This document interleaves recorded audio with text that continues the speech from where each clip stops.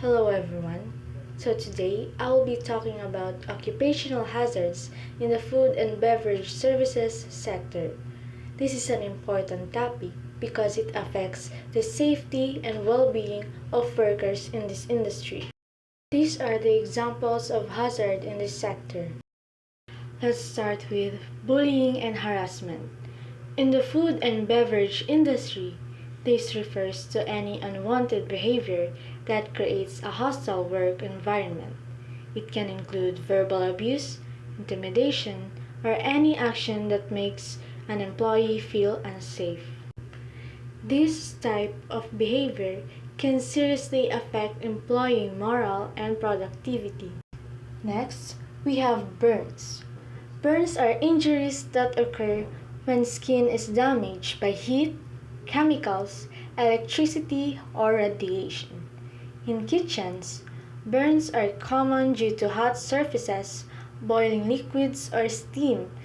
To prevent burns, workers should always be cautious when handling hot items and use protective gear when necessary.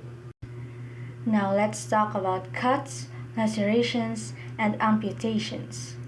These injuries often happen from using sharp kitchen tools like knives. Cuts are injuries caused by sharp objects slicing through the skin, often leading to bleeding. While many cuts are minor, they can still pose infection risk if not treated properly. Lacerations, on the other hand, are deeper and involve irregular tears in the skin or tissue. This can result from blunt trauma or sharp tools and may damage underlying structures like muscles or nerves. Lacerations typically require more extensive medical care than cuts. Finally, we have amputations, which involve the surgical removal of a limb or part of a limb. This is usually necessary due to severe injuries or infections that cannot be repaired. Kitchen equipment itself can also pose dangers. Tools such as ovens, stoves, mixers, and knives must be used correctly to avoid accidents. Regular maintenance and proper training can help reduce the risk of injury. Now let's talk about lockout procedures, an essential safety measure in the food and beverage industry. Lockout is a safety measure that ensures machinery is completely shut down and secured with maintenance. It involves using locks and tags to prevent accidental reactivation, protecting workers from potential injuries. Following lockout procedures is essential for maintaining a safe work environment. Next is safeguarding. Safeguarding means taking measures to protect employees from harm. This includes training on safety practices and emergency procedures so that everyone knows how to respond in case of an accident. A well-informed staff is better prepared to handle emergencies. Next are slips, trips, and falls. These are common accidents in the workplace. Slips can happen when the floor is wet or slippery, making it hard for shoes to grip. While trip occurs when someone's foot hits an object or an uneven surface, causing them to lose their balance. Falls are what happens when someone slips or trips and goes down. This can happen on the same level or from a height. Sprains and strains. These injuries often happen when lifting heavy items or doing the same motion repeatedly. A sprain is when a ligament, which connects bones at a joint, gets injured. A strain involves a muscle or tendon which connects muscle to bones. Both injuries can occur when these tissues are overstretched or torn. Common signs of sprains and strains include pain, swelling, and difficulty moving the affected area. It's important to take care of these injuries properly to recover fully. Young and new workers. This group includes people who are either under the legal age of adulthood or those who are new to their jobs. They often lack experience in the workplace. Because of this, young and new workers need special training and supervision to help them understand their jobs and stay safe. It's important to provide them with the support they need to succeed. And now let's talk about prevention or guidelines in this sector. My chosen example of occupational hazard in the food and beverage services is violence. Violence is when someone uses physical force or power, either by threatening or actually hurting someone. This can lead to injuries, death, or emotional harm. In restaurants and bars, violence can happen between staff members or between staff and customers. This aggressive behavior can disrupt business and create an unsafe environment for everyone.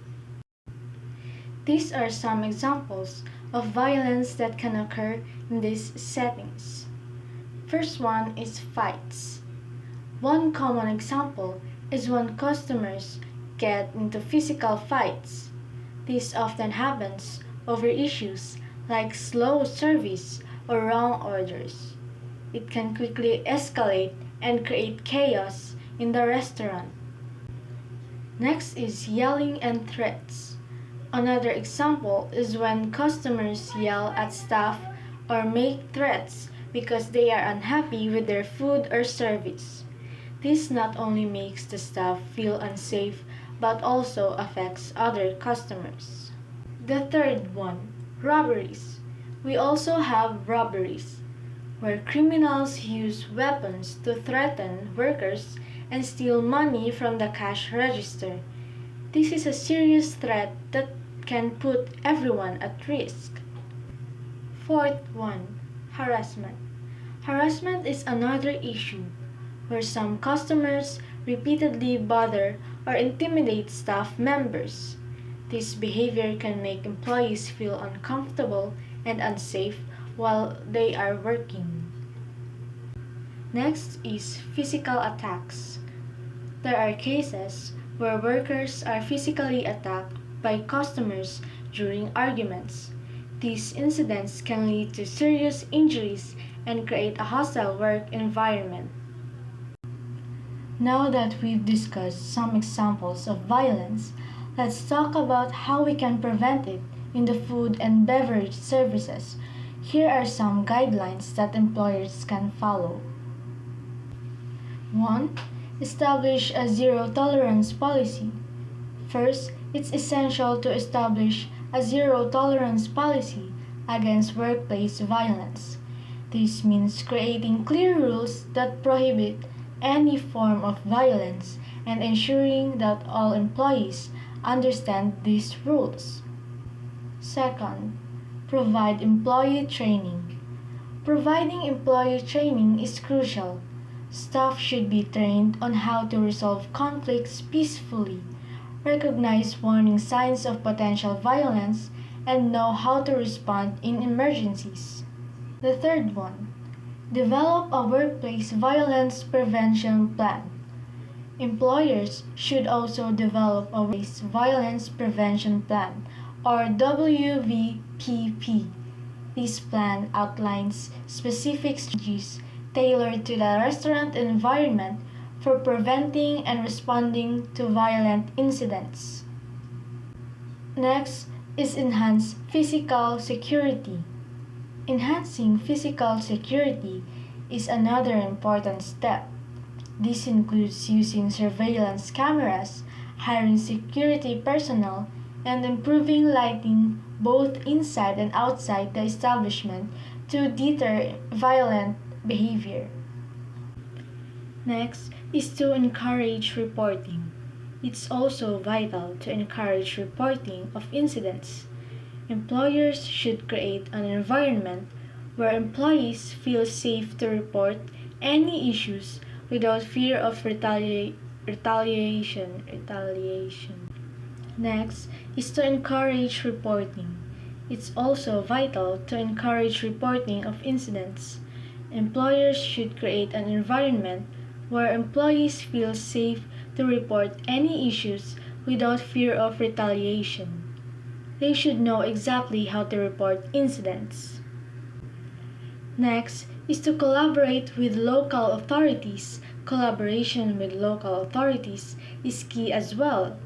Building relationships with law enforcement can lead to quicker response times during emergencies, and participating in community safety programs can enhance overall security.